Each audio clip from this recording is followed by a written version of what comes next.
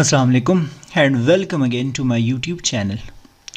हमने ग्रेड 12 या class 12 biology course शुरू किया है। चैप्टर नंबर 11 तक हम पहुंच गए हैं। चैप्टर नंबर 11 के हवाले से हमने डिस्कशन करनी है। इसका जो हेडिंग है वो है bio statistics and data handling.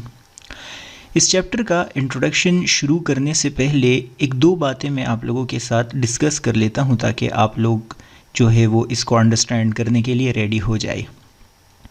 पहली बात तो आप लोगों ने ये याद रखनी है कि ये वाला चैप्टर एफएससी लेवल पे बिल्कुल आप लोग फर्स्ट टाइम पढ़ रहे हैं। आप लोग कंसिडर कर ले कि फ़र्स्ट ईयर में सेकंड ईयर में ये चैप्टर कम से कम मेरे नॉलेज के मुताबिक 10-15 साल में ये चैप्टर किसी ने एफएससी में नहीं पढ़ा। ये बिल्कुल एक नीव सब्जेक्ट है। इस वजह से आप लोगों के लिए थोड़ी बहुत इसमें मुश्किल फ़ील हो सकती है, जो कि मैं अपनी तरफ से कोशिश करूँगा कि क्लियर हो जाएगा। अब इतने अरसे बाद ये चैप्टर क्यों ऐड कर दिया है, याद रखना है आप लोगों ने। इस चैप्टर का इंतहाई ज़्यादा इम्पॉर्टेंस है या इस सब्जेक्ट का इंतहाई ज़्यादा इम्पॉर्टेंस है, स्पेशली आजकल के दौर में। ऑल दो सब्जेक्ट तो काफ़ी अरसे से चलता आ रहा है, लेकिन आजकल आप समझिए कि इस सब्जेक्ट के बग़ैर हम सरवाइव नहीं कर सकते।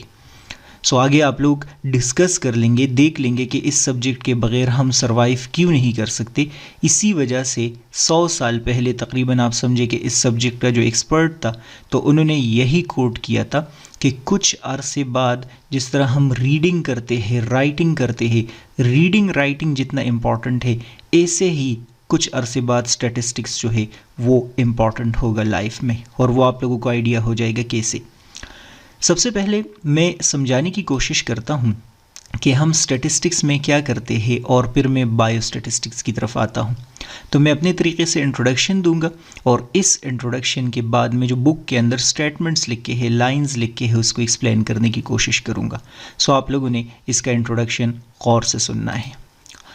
पहली बात तो आप लोगों ने ये याद रखनी है कि हम इंफॉर्मेशन एज में रह रहे हैं।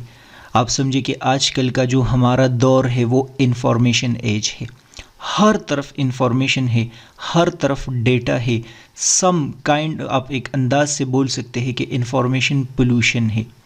एक मिनट के लिए इंस्टाग्राम, फेसबुक या ट्विटर आप ओपन कर ले तो आपको सेकंड्स के हिसाब से नई नई इंफॉर्मेशन या नया नया डेटा आपके ब्रेन को मिलना शुरू हो जाता है। ये जो इंफॉर्मेशन एज है ये अभी नहीं शुरू हुआ, ये काफ़ी अरसे से शुरू हुआ है। जब से ह्यूमन ने होश संभाला है, जब से ह्यूमन ने पढ़ना लिखना शुरू कर दिया है, डिस्कवरीज हो रहे हैं, इन्वेंशंस हो रहे हैं, नया नया डेटा डेवलप हो रहा है, नया नया इंफॉर्मेशन आप समझे कि हमारे सामने आ रहा है। और जब इंटरनेट आ गया तो समझो कि वो इंफॉर्मेशन तो आप बिल्कुल वायरल हो गया, लोगों के सामने आना शुरू हो गया।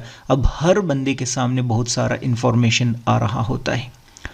कोई भी फील्ड ऐसे नहीं है जहाँ पर डेटा नहीं है, जहाँ पर इंफॉर्मेशन नहीं है। अब हेल्थ डिपार्टमेंट देख ले, हॉस्पिटल में कितने सारे लोग आते हैं, कितने सारे नंबर्स आते हैं। बायोलॉजी में अलग इंफॉर्मेशन है, डेटा है। इन्वायरमेंट के हवाले से, एग्रीकल्चर के हवाले से, हर सब्जेक्ट का अपना एक डेटा है, हर सब्जेक्ट में अपना एक इंफॉर्मेशन है। अब आप लोगों ने याद रखना है कि ये जो डेटा या ये जो इंफॉर्मेशन हमारे पास मौजूद है, ये जब रैंडमली ऑर्गेनाइज्ड हो, रैंडमली अरेंज्ड हो, तो इसका हम कोई फ़ायदा नहीं उठा सकते। आप सपोज़ कर ले फॉर वाइल कि डेली बेसिस पे आप 50,000 या 1 लाख या 1 अरब जो है वो रील्स देख रहे होते हैं। बहुत सारा इंफॉर्मेशन और इमोशंस आपके चेंज हो रहे होते हैं, लेकिन ultimately at the end of the day आप देख ले कि आपके पास कोई नॉलेज नहीं होता। क्यों? क्योंकि वो जो जितना भी डेटा आप कंज्यूम कर रहे हैं, इंफॉर्मेशन आप कंज्यूम कर रहे हैं, वो सारे का सारा रफ होता है, रॉ होता है, वो ऑर्गेनाइज्ड बिल्कुल भी नहीं होता। अब इसी वजह से हमने क्या कर दिया कि हमारे सामने तो डेटा बहुत सारा आ रहा है, इंफॉर्मेशन बहुत सारा आ रहा है, तो हमने उसके लिए एक सब्जेक्ट बनाया और उस सब्जेक्ट को हम बोलते हैं बायोस्टैटिस्टिक्स। तो आज के बाद अगर इन केस आपसे कोई पूछता है कि बायोस्टैटिस्टिक्स क्या होता है, तो आपने उनको बताना है कि ये एक ऐसा सब्जेक्ट है या ये एक ऐसा फील्ड है जो कि बायोलॉजिकल साइंसेज में डेटा को ऑर्गेनाइज कर रहा होता है, कलेक्ट कर रहा होता है, उस डेटा को या उस इंफॉर्मेशन को एनालाइज कर रहा होता है और एनालिसिस के बाद, ऑर्गेनाइज करने के बाद उस इंफॉर्मेशन के अंदर पैटर्न्स को देख रहा होता है कि इसके अंदर पैटर्न्स कौन कौन से हैं, हिडन पैटर्न्स को फाइंड आउट करने की कोशिश करता है। फॉर एग्जांपल मैं आप लोगों को आइडिया दे देता हूँ कि ये हमारे पास क्या है, एक हॉस्पिटल है, ठीक है। मैं सपोज कर लेता हूँ फॉर वाइल कि एक बिग सिटी है और ये उस बिग सिटी के अंदर एक बड़ा हॉस्पिटल है। इस बड़े हॉस्पिटल में आप लोग देख ले, बहुत सारे लोग इंटर हो रहे हैं डेली बेसिस पे, हंड्रेड्स ऑफ लोग इसमें इंटर हो रहे हैं, डिफरेंट डिजीज़ की ट्रीटमेंट चल रही है, डिफरेंट मेडिसिन जो है वो एडमिनिस्टर हो रहे हैं। अगर मंथली हिसाब से देखा जाए तो थाउजेंड्स हो जाएंगे और अगर ईयरली हिसाब से देखा जाए तो थाउजेंड एंड थाउजेंड्स इंडिविजुअल्स हो जाएंगे। अब यहाँ पर आप समझिए कि रैंडमली डेटा तो जमा हो रहा है कि इतने मेडिसिन्स जो है वो इस साल में यूज़ हो गई, इतने पेशेंट हमारे पास किडनी के आ गए, इतने पेशेंट हमारे पास हार्ट के आ गए, इस हॉस्पिटल के अंदर डेंगू के पेशेंट इतने आ गए, इतने पर्सनस की डेथ हो गई, इस एज के पर्सनस जो है उनका जो ब्लड प्रेशर है वो ये रहा, यहाँ वाले जो इंडिविजुअल्स है वो ज़्यादा स्ट्रॉन्गर है, इस सेक्टर के जो लोग हैं उनका इम्यून सिस्टम ज़्यादा वीक है, इस सेक्टर से जो लोग आते हैं उनमें वाटर बॉर्न डिजीज़ है। आप देख ले, इतना सारा इंफॉर्मेशन यहाँ पर इस हॉस्पिटल के अंदर मौजूद है, इतना सारा डेटा इस हॉस्पिटल के अंदर मौजूद है। लेकिन ये डेटा सारे का सारा तो ऑर्गेनाइज नहीं है, ये तो रैंडम, जिस तरह मैंने यहाँ पर डॉट्स लगाए हैं उस अंदाज में मौजूद है।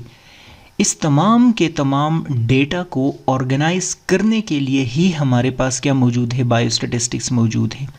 सो बायोस्टैटिस्टिक्स क्या करता है, यही डेटा को, यही इंफॉर्मेशन को कलेक्ट करता है, कलेक्ट करने के साथ साथ ऑर्गेनाइज करता है, ऑर्गेनाइज करने के साथ साथ एनालाइज करता है, एनालाइज करने के बाद उसके अंदर जो हिडन पैटर्न्स होते हैं वो समझाता है कि इस सेक्टर में जो आप सपोज करते हैं फॉर वाइल कोविड-19 ज़्यादा है तो हम ऐसा करते हैं इस एरिया को क्लोज कर देते हैं। इस एरिया में जो स्टमक प्रॉब्लम है वो बहुत सारे हैं तो हम देखते हैं कि यहाँ पर फूड जो कंज्यूम हो रहा है वो कौन सा है।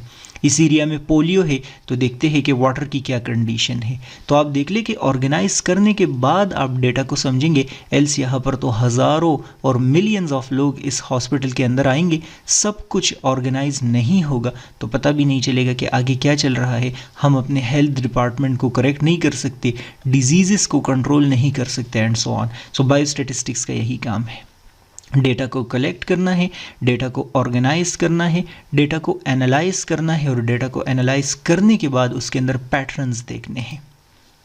ये इसका इंट्रोडक्शन हो गया। इसका क्या फ़ायदा है, मैंने आप लोगों को जिस तरह बताया कि एक टाइम आएगा कि पढ़ने लिखने के साथ साथ स्टैटिस्टिक्स भी ज़रूरी होगा, तो हर फील्ड में लोग स्टैटिस्टिक्स को यूज़ करते हैं, डॉक्टर्स हो, रिसर्चर्स हो, पब्लिक हेल्थ हो, जहाँ पर भी हो आपके पास बहुत बड़ा डेटा आएगा कि कोविड-19 आया है, पूरे इस्लामाबाद को बंद करना है या उसके एक सब सेक्टर को हमने क्या करना है, वहाँ पर लॉकडाउन शुरू करना है। डिफरेंट टाइप्स के डिजीज़ को हमने ट्रैक करना है।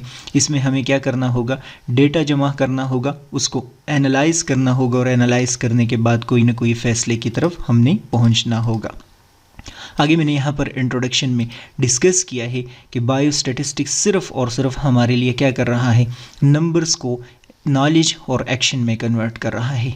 नंबर को नॉलेज और एक्शंस में कैसे कन्वर्ट कर रहा है कि ये आपके पास हॉस्पिटल है, यहाँ पर बहुत सारे पेशेंट्स आते हैं डेली बेसिस पे, hundreds and thousands monthly and yearly basis पे आते हैं। समझो कि ये आपके पास नंबर्स आ रहे हैं, ये एक पेशेंट, दूसरा पेशेंट, तीसरा पेशेंट, फोर्थ, फिफ्थ, 5, 6, 7, 8 जो भी यहाँ पर इंडिविजुअल्स आ रहे हैं, यहाँ पर वो पेशेंट आते हैं। बायोस्टैटिस्टिक आपके लिए उनको क्लासिफाई करना शुरू कर देता है। हार्ट के पेशेंट्स ये है, किडनी के ये है, इतनी डेथ हो गई, इतने यहाँ पर जो है वो बंदों की सर्वाइवल हो गई, इतने हेल्दी हो गए एंड सो ऑन। तो सारे का सारा जो पैटर्न है वो उस डेटा के अंदर से वो निकाल लेता है और आपको बताता है कि अब आपने फ्यूचर एक्शन क्या करना है। हार्ट पेशेंट ज़्यादा है तो उनके लिए अलग स्ट्रेटजीज़ बनाए जाए, इस्लामाबाद में ये पोलन एलर्जी का इशू ज़्यादा है तो उसके लिए अलग स्ट्रेटजी बनाई जाए, ये वाला इशू है तो इसके लिए ये स्ट्रेटजी बनाए। तो नंबर्स आपके पास आते हैं और उन नंबर्स की बुनियाद पर आप फिर डिसीजंस लेते हैं और डिफरेंट टाइप्स के एक्शंस लेते हैं। मेरे ख्याल में थोड़ा सा मैंने इसको मुश्किल बनाने की कोशिश की है, लेकिन आप लोग कोशिश कर ले कि इसको अंडरस्टैंड कर ले। तो ये हो गया मेरे वाला इंट्रोडक्शन। अब देखते हैं बुक के अंदर जो चीज़ें लिखी है वो मैं लाइन बाय लाइन समझाने की कोशिश करता हूँ। लिखा है, biostatistics is the application of different tools and techniques to analyse, interpret and present findings of the research in the field of biology, medicine and health sciences। ये वाला जो सेंटेंस है अगर आप लोगों को मुश्किल फील हो रहा है तो इसको खैर इग्नोर कर ले, लेकिन 2-3 चीज़ें इसके अंदर आप लोग अंडरस्टैंड करने की कोशिश कर ले कि एक तो हम इसमें डिफरेंट टूल्स और टेक्निक्स यूज़ करते हैं। किस पर्पस के लिए? ताकि हम एनालिसिस कर ले, इंटरप्रिटेशन कर ले जो भी हमारा रिसर्च है किस फील्ड में, बायोलॉजी में, बायोलॉजिकल साइंसेज में, बायोस्टैटिस्टिक्स में बायो आ रहा है तो इसका मतलब ये सिर्फ और सिर्फ लिविंग थिंग्स के साथ क्या हो रहा है, यूज़ हो रहा है। तो मैं सिंपल इसको ऐसे कर सकता हूँ कि it is the application of different tools and techniques that analyse data about living things. Living things के हवाले से जो भी डेटा है उसको क्या कर रहा होता है, उसको कलेक्ट कर रहा होता है, एनालाइज कर रहा होता है, इंटरप्रेट कर रहा होता है। ये बुक वाली लाइन के अंदर है। It mainly deals with data associated with living organism and then presentation of the finding in an appropriate way for possible future actions या solutions। बहुत सारा डेटा होगा लिविंग थिंग्स के हवाले से, उसको आप कलेक्ट करेंगे, उसको आप प्रेजेंटेशन के लिए रेडी करेंगे, उसको आप समझे कि एनालाइज कर देंगे और जो भी आपके पास कंक्लूजन होगा उन कंक्लूजन को यूज़ करेंगे और जो फ्यूचर एक्शन होगा वो डिसाइड करेंगे। मैंने बार बार आप लोगों को बताया कि आपके पास हॉस्पिटल में बहुत सारे नंबर्स आ रहे हैं। आप इसको जब सपोज करते हैं, पेशेंट्स ना बोले, नंबर्स आ रहे हैं, उन नंबर्स को आप ऑर्गेनाइज करते हैं और फिर डिसाइड करते हैं कि हमें हार्ट के जो मेडिसिन है वो ज़्यादा इंपोर्ट करने चाहिए या हमें स्टमक के जो मेडिसिन है वो ज़्यादा इंपोर्ट करने चाहिए, हमें इस फूड को क्या बैन करना चाहिए या नहीं करना चाहिए, हमें ये वाला फूड को प्रमोट करना चाहिए। ये सारी जो फाइंडिंग्स है जो आप कर रहे हैं ये उस डेटा की बुनियाद पर आप क्या कर रहे होते हैं, डिसाइड कर रहे होते हैं। It is applicable to various fields including medicine, public health and agriculture। मैंने वहाँ पर आसान लफ्ज़ आप लोगों के सामने यूज़ किया था कि it deals with living things. तो अब वो लिविंग थिंग्स वाले जो फील्ड्स है, चूँकि वो बार बार बुरा लगेगा वो वाला लफ्ज़, तो आप लोग उसके थोड़े से अलग वेरिएंट्स इसमें यूज़ कर ले कि हम बायोस्टैटिस्टिक्स कौन से फील्ड में यूज़ कर सकते हैं, मेडिसिन फील्ड में हम यूज़ कर सकते हैं, हम डिफरेंट मेडिसिन और ड्रग्स का डेटा अपने पास अरेंज कर सकते हैं, पब्लिक हेल्थ में यूज़ कर सकते हैं, एग्रीकल्चर में हम इसको यूज़ कर सकते हैं, और भी फील्ड अगर आप लोगों को बायो के आते हैं तो वो इसमें ऐड कर दे। It helps in calculating and assessing agriculture, poultry and dairy farming outcomes such as crop yield and livestock growth। Suppose करते हैं फॉर वाइल कि आपका एग्रीकल्चर लैंड है, आप सपोज करते हैं फॉर वाइल फार्मिंग करते हैं, आपके पोल्ट्री सपोज करते हैं फॉर वाइल के फार्म्स है, फ़िश डिफरेंट आप उसकी प्रोडक्शन कर रहे होते हैं। तो अब आपको उसके कास्ट और बेनिफिट्स का कैसे पता चलेगा कि कितना कास्ट इस पे आ रहा है, कितना उससे मुझे बेनिफिट हो रहा है। सपोज करते हैं फॉर वाइल के मैं यहाँ पर फ़िश है उनको एक स्पेसिफिक फूड दे रहा हूँ, उस फूड से वो कितना ग्रो कर रहे हैं, कितना वो नहीं ग्रो कर रहे, कितने डिजीज़ कास हो रहे होते हैं, ये सारे का सारा जो डेटा है कि उससे हम इम्प्रूव कर सकते हैं किसी भी फील्ड को, ये बायोस्टैटिस्टिक का काम है। ये कैलकुलेशन कर रहा होता है, असेसमेंट कर रहा होता है। Biostatistic is an essential part of modern health sciences and is frequently used in area like medicine, epidemiology and clinical research। मैं आप लोगों को जस्ट एक सिंपल आइडिया दे देता हूँ कि सपोज करते हैं फॉर वाइल ये आप एक मेडिसिन जो है वो डिज़ाइन कर देते हैं, ठीक है। इस मेडिसिन पे आप डिफरेंट तरह के एक्सपेरिमेंट्स कर लेते हैं, लैब ट्रायल कर लेते हैं, ह्यूमन ट्राई कर लेते हैं और उसके बाद इसको अप्रूवल मिलती है। अप्रूवल के बाद वो ह्यूमन के पास आ जाते हैं और उसको यूज़ करना शुरू कर देते हैं। क्लिनिकल रिसर्च में ये जो जितने सारे स्टेप्स से आप गुजर रहे हैं ना, ये ह्यूमन के पास आने से पहले बायोस्टैटिस्टिक के बहुत सारे डेटा को एनालाइज करना होगा और यहाँ तक आना होगा।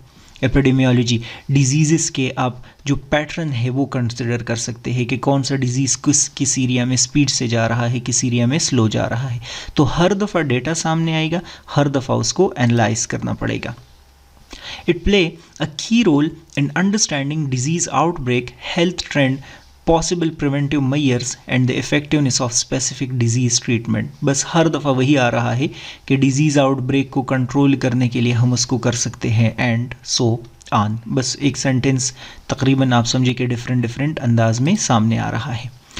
अब बार बार हमने एक ही बात की कि बायोस्टैटिस्टिक में हम क्या करते हैं, लिविंग थिंग्स के हवाले से डेटा को कलेक्ट करते हैं, कलेक्ट करने के बाद हम उसको ऑर्गेनाइज करते हैं, ऑर्गेनाइज करने के बाद हम उसको एनालाइज करते हैं, एनालाइज करने के बाद हम उसकी इंटरप्रिटेशन करते हैं और फिर एक स्पेसिफिक कंक्लूजन पे पहुंचते हैं और उस कंक्लूजन के बाद फिर हम डिसीजन मेकिंग करना शुरू कर देते हैं, एक्शंस लेना शुरू कर देते हैं कि इस चीज़ को ऐसे कंट्रोल करना चाहिए या ऐसे होना चाहिए। तो पहली बात यह है कि डेटा है क्या। डेटा असल में आप लोग बोलेंगे उस इंफॉर्मेशन को बोलेंगे जो कि किसी चीज़ के हवाले से होता है, किसी फिनोमेना के हवाले से जो भी इंफॉर्मेशन होता है उसको हम डेटा बोलते हैं। In biostatistics, data refers to the facts, measurements or observations related to living things collected to analyze and draw conclusion about biological phenomena. So आसान अल्फाज में मैं यही आप लोगों को आइडिया देता हूँ कि any information regarding a biological phenomena that is used for analysis is called data। जो भी इंफॉर्मेशन है बायोलॉजिकल फिनोमेना के हवाले से, वो इंफॉर्मेशन कुछ भी हो सकता है। लिविंग थिंग्स के हवाले से आप उनका हाइट देख सकते हैं, उसका कलर देख सकते हैं, उसके बॉडी का शेप देख सकते हैं, उसका वेट देख सकते हैं। ये देख लो, फैक्ट्स है, मेजरमेंट्स है, ऑब्जर्वेशंस है, कुछ भी है लिविंग थिंग्स के बारे में। इसके बारे में अक्सर आप लोग बोलते थे ना, वो उसमें क्या नाम है इसका, 9th क्लास में, कि ये क्या है, क्वांटिटेटिव और क्वालिटेटिव ऑब्जर्वेशन से। तो ये वही का वही सारे का सारा इंफॉर्मेशन है, वही के वही सारे के सारे क्या है, नंबर्स है जो कि आपके पास क्या हो रहे होते हैं, आ रहे होते हैं। It includes the values such as height, weight, enzyme activity level, population counts or rate of any disease। कोई भी डिजीज़ का स्प्रेड कितनी स्पीड से हो रहा है, इस एंजाइम की एक्टिविटी कितनी है इस एक्सपेरिमेंट के दौरान, इस फूड से कितना हाइट इंक्रीज़ हो रहा है या वेट बढ़ रहा है, ये जितना भी इंफॉर्मेशन आपके पास आ रहा है इसको हम क्या बोलते हैं, इसको हम डेटा नाम देते हैं। तो बस आप लोग इतना याद रखिए कि data is information about any biological phenomena. और ये जो इंफॉर्मेशन है, इट माइट बी फैक्ट्स, ये मेजरमेंट्स हो सकते हैं, ये ऑब्जर्वेशंस हो सकते हैं, ये किसी चीज़ का कलर हो सकता है, हाइट हो सकता है, वेट हो सकता है, पॉपुलेशन ग्रोथ रेट हो सकता है, कुछ भी हो सकता है। जिस तरह अभी रिसेंटली जो है वो यूनाइटेड नेशन ने 2025 में प्रेडिक्ट किया है कि पाकिस्तान क्या हो जाएगा, पाकिस्तान 2026 में 5th पॉपुलस कंट्री बन जाएगा। ज़्यादा पॉपुलेशन यहाँ पर जो है 5th नंबर पे ये आ जाएगा। सो ये सारे का सारा पॉपुलेशन ग्रोथ रेट को वो देखा और स्टेटिस्टिकली उसको एनालाइज किया बायोस्टैटिस्टिक्स की मदद से, और उसकी मदद से ये प्रेडिक्शन की कि 2026 में पाकिस्तान जो है वो मोस्ट पॉपुलस कंट्री जो है 5th नंबर पे बन जाएगा। सो ये तो हो गया डेटा के बारे में इंफॉर्मेशन। उन्होंने डेटा लिया होगा ना, हॉस्पिटल्स में देखा होगा कि ग्रोथ रेट क्या है, इंफॉर्मेशन, डेटा, इंफॉर्मेशन। आगे बढ़ते ही बुक में डिस्कस किया है कि data set is a collection of related data values usually organise systematically for analysis. किसी भी एक्सपेरिमेंट में जब आप डेटा एनालाइज कर रहे होते हैं तो जो रिलेटेड डेटास होते हैं, रिलेटेड जो इन्फॉर्मेशन होता है किसी फिनोमेना के हवाले से, उसको हम डेटा सेट बोलते हैं। अभी एग्जांपल से समझ आ जाएगी। It usually includes multiple measurements or observations organized in a table। Table के बगैर समझ नहीं आएगी, तो इस वजह से मैं ये रीड करने के बाद ही समझाऊंगा। Each row typically represents a subject or experimental unit and each column represent a variable। ये आप लोगों को क्या नज़र आ रहा है, एक टेबल नज़र आ रहा है। इस टेबल के अंदर अगर आप लोग नोटिस कर लेंगे तो मैंने 6 डिफरेंट टाइप्स के क्या लिए हैं, 6 डिफरेंट टाइप्स के प्लांट्स मैंने लिए हैं। ये एग्जाम्पल बुक में है तो तभी मैं वो एग्जाम्पल एक्सपेंड कर दिया है।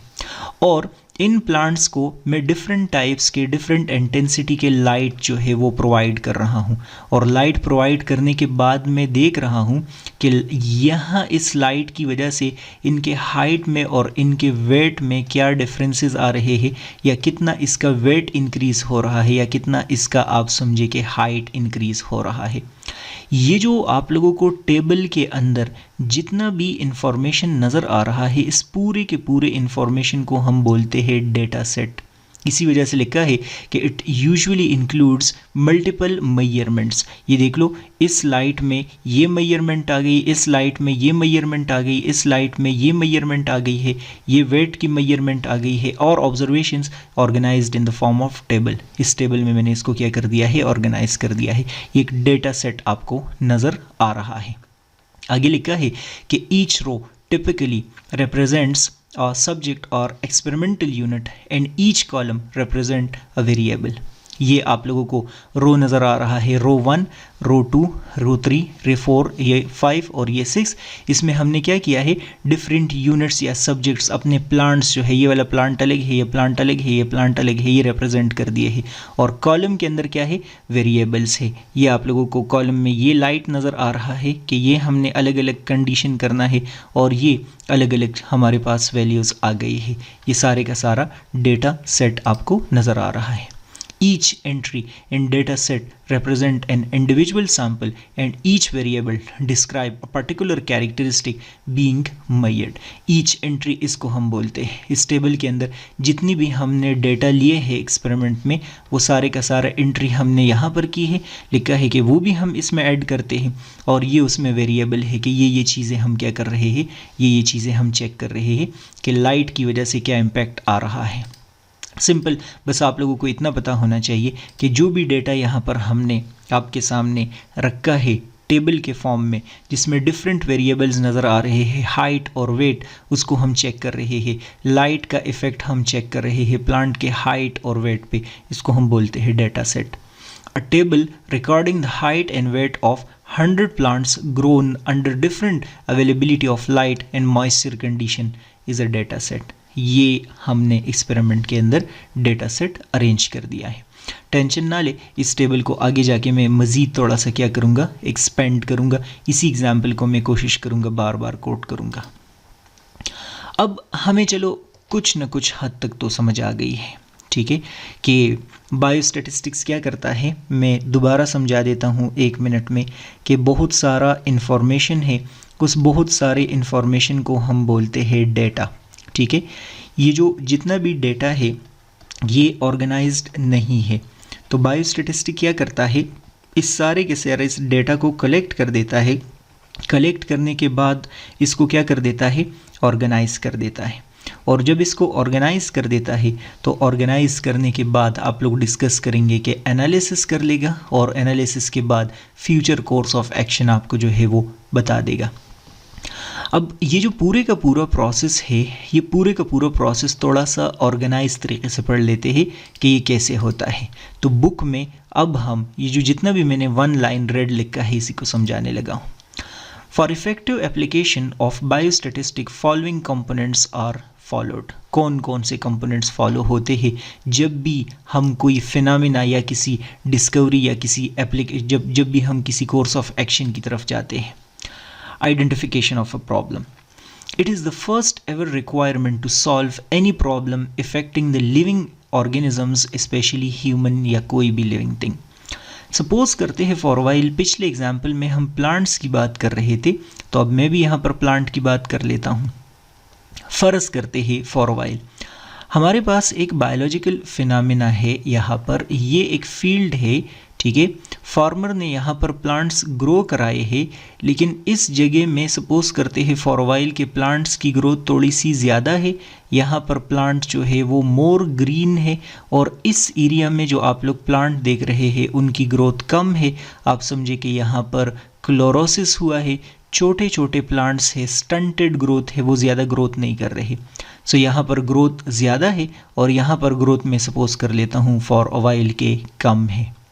सबसे पहले हमारे साथ ये प्रॉब्लम है कि ये क्यों है ऐसे। सो आइडेंटिफिकेशन ऑफ अ प्रॉब्लम का मतलब कि आपने एक क्वेश्चन पूछना है, आपने एक फिनोमेना को नोटिस करना है कि ऐसा क्यों है, ये वाले प्लांट्स ग्रोथ क्यों ज़्यादा कर रहे हैं, ये वाले प्लांट्स ग्रोथ क्यों कम कर रहे हैं। सपोज करते हैं इस एरिया में हेपेटाइटिस के केसेस क्यों ज़्यादा आ रहे हैं, इस एरिया में हार्ट डिजीज़ जो है वो क्यों बहुत ज़्यादा कॉमन है। ये कोई भी आपका बायोलॉजिकल क्या हो सकता है, क्वेश्चन हो सकता है बायोलॉजी में। Collecting and analysing data, data collected before experiment and then outcome of the experiment is analysed thoroughly. अब ये वाला जो मैंने प्रॉब्लम नोटिस कर दिया है कि इन प्लांट्स का ग्रोथ ज़्यादा है और इन प्लांट्स का ग्रोथ कम है, अब मैं इन पे एक एक्सपेरिमेंट करूँगा, ठीक है। लेकिन एक्सपेरिमेंट करने से पहले मैं कुछ डेटा अपने पास जमा कर दूँगा। डेटा मीन कुछ इन्फॉर्मेशन मैं अपने पास जमा कर दूँगा।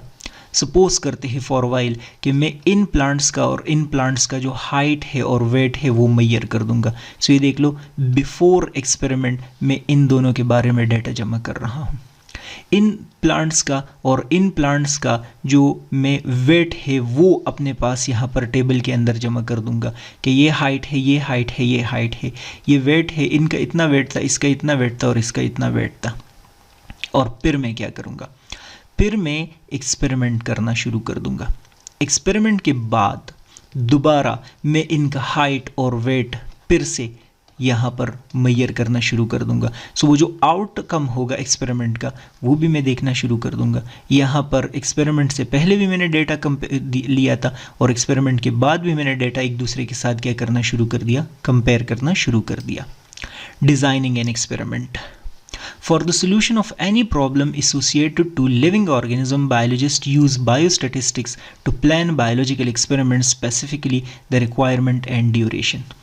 अब मैं क्या करूँगा, आप देख ले प्रॉब्लम मेरे सामने क्या था। प्रॉब्लम ये था कि ये वाले प्लांट्स ग्रोथ जो है वो ज़्यादा कर रहे हैं, ये वाले प्लांट्स ग्रोथ कम कर रहे हैं। मैंने सबसे पहले इन दोनों के बारे में डेटा जमा किया कि इसका जो वेट क्या है और इनका हाइट क्या है और इनका कलर क्या है। फिर मैंने क्या किया, फिर मैंने एक्सपेरिमेंट डिज़ाइन करना शुरू कर दिया। मैंने ये डिसाइड किया कि इतने प्लांट्स मैं यहाँ पर से कंसिडर करूँगा, इतने प्लांट्स मैं यहाँ से कंसिडर करूँगा। सेम नंबर ऑफ प्लांट्स मैंने कंसिडर कर दिए। इन प्लांट्स को मैं इतना ड्यूरेशन ऑफ लाइट प्रोवाइड करूँगा, इन प्लांट को मैं इतना ड्यूरेशन ऑफ लाइट प्रोवाइड करूँगा, इस प्लांट को मैं इतने ड्यूरेशन ऑफ मॉइस्चर प्रोवाइड करूँगा, इसको इतना अमाउंट ऑफ मॉइस्चर प्रोवाइड करूँगा।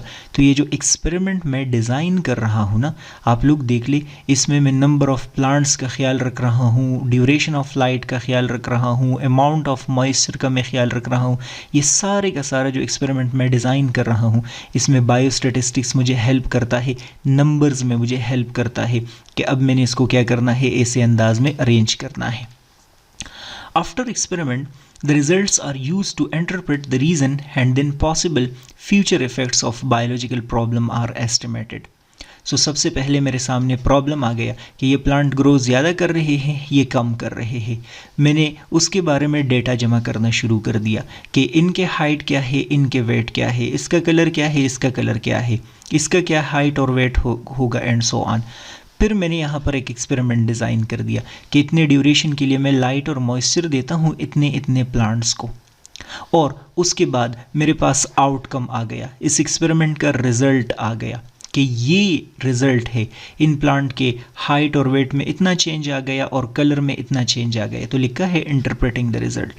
After experiment, the result are used to interpret the reason and then possible future effect of biological problem are estimated.